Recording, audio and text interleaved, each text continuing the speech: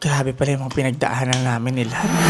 Judy sila Blab, and for today, wala tayong gagawin kung hindi mahiga sa buong maghapon. Umiinom nga pala ako ng soy milk. Ang hindi alam ng lahat, bago ako maging content creator, naging negosyante rin ako.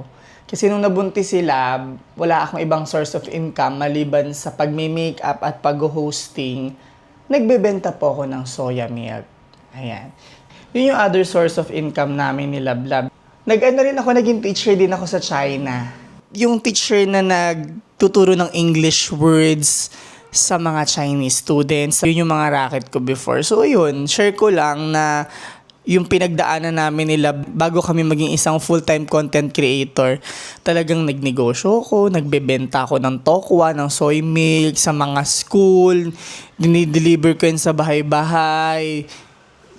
Para lang makasurvive. For survival talaga siya kasi manganganak siya and I have to work. And fresh grad lang ako noon. Wala akong ibang trabaho kundi mag-makeup at mag-host. At yun nga, nag-sideline ako ng pagtitinda ng soy milk. Pag titingnan ko na lang siya ngayon na grabe pala yung mga pinagdaanan namin nila.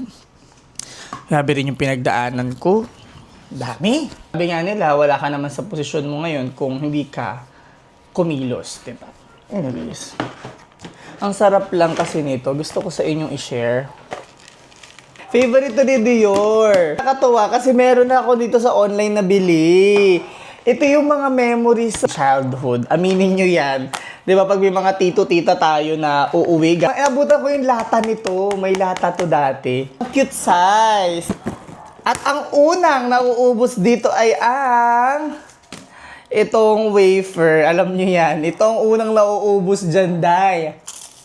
Sarap nito sa almusal, sa merienda.